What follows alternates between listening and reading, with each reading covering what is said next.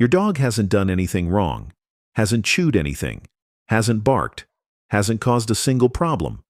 Just been quiet, sleeping more, eating, but not excited about it. And somehow that's worse, because dogs are supposed to want things.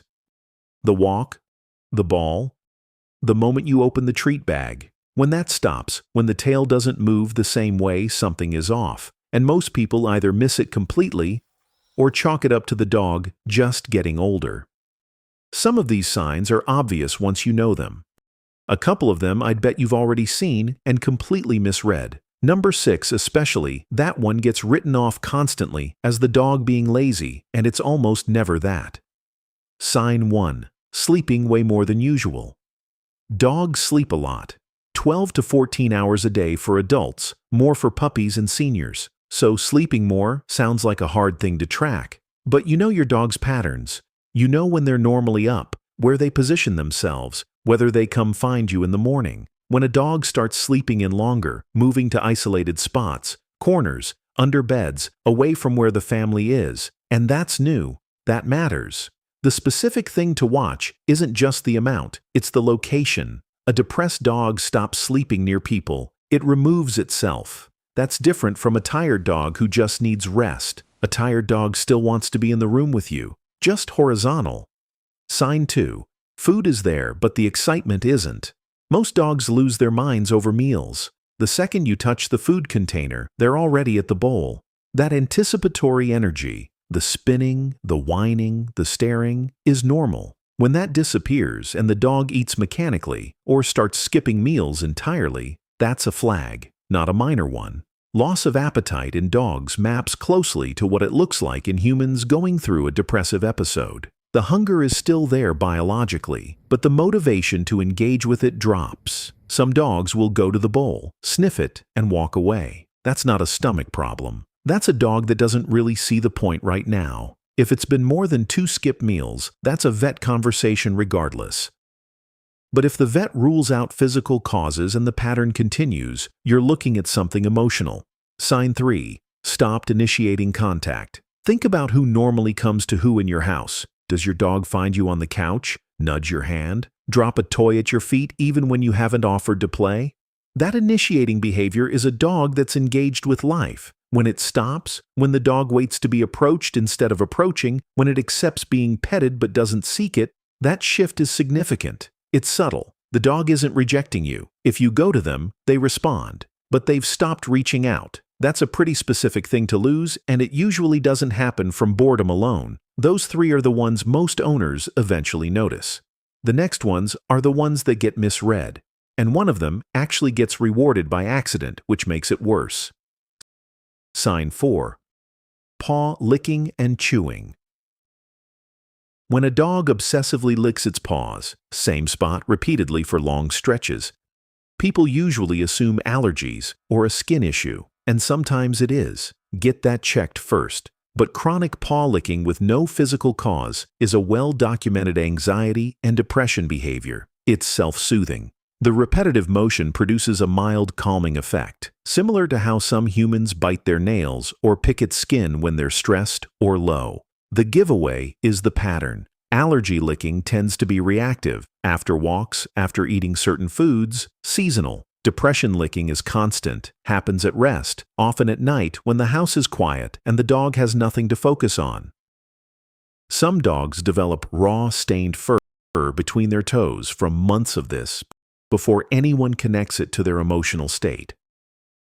The leash used to cause a full-body reaction. The word walk sent them into orbit.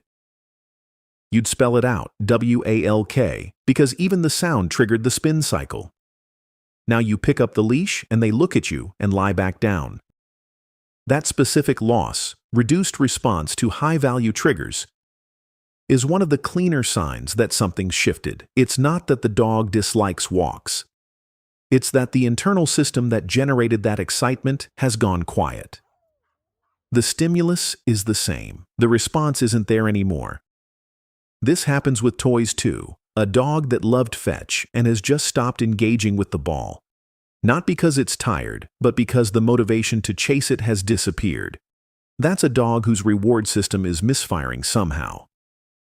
This is the one that gets misread most often. Dogs start spending time under the bed, behind the couch, in the back of the closet. Owner thinks the dog wants privacy, or it's just a quirky habit, or maybe it's a little shy. What hiding actually signals, in a dog that didn't used to do it, is an attempt to reduce stimulation and input. Depressed and anxious dogs often seek out small enclosed spaces because the sensory overwhelm of normal household life becomes too much. The under-the-bed thing isn't cozy, it's a retreat. The distinction from normal den-seeking behavior. A dog that's just comfortable and wants rest will use its bed, its crate, if it has one, a corner it's always liked. Moving to genuinely hidden spots, places it's never used before, is different. Coming home used to be an event. Now the dog lifts its head when you walk in, maybe gets up slowly, tail moves a little. You tell yourself it's just calming down as it gets older, and maybe, but a sharp drop in greeting behavior, especially if the dog is under 7 or 8, and there's no physical reason for lower energy, is worth taking seriously. The greeting response in dogs is tied directly to attachment and emotional engagement. It's not just excitement, it's the dog expressing that your return matters. When that dims, something underneath it has dimmed too. Last one, and it's the hardest to describe, but the easiest to recognize once you've seen it. Depressed dogs have a specific look, soft eyes, slightly unfocused, not tracking movement the way they normally would. The alertness that dogs usually carry, the slight readiness, the ears that shift toward sounds, it goes flat. You know your dog's normal expression, the curious tilt, the expectant look when something interesting is about to happen. When that settles into something duller and it stays there for days, that's not a tired dog. That's a dog that's checked out a little. It sounds vague. But ask anyone who's had a dog go through a depressive episode after losing another pet, after a move, after a major routine disruption. They all mention the eyes first. The causes matter here. Depression in dogs is almost always triggered by something. A loss, a change, too much time alone, not enough mental engagement. Sometimes it's grief. Sometimes it's a home environment that's gotten quieter or more tense than it used to be. Dogs absorb household energy in ways people underestimate. The good news is it responds to the same things that help humans. More movement, more engagement, more consistency, more contact. A dog that started retreating needs you to close the distance, not wait for it to come back on its own. If it's been going on for more than 2 or 3 weeks with no improvement, talk to a vet.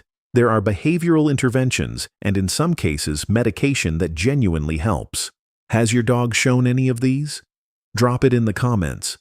Which sign? How long it lasted? What changed it? I want to know what actually worked for people, not just the theory.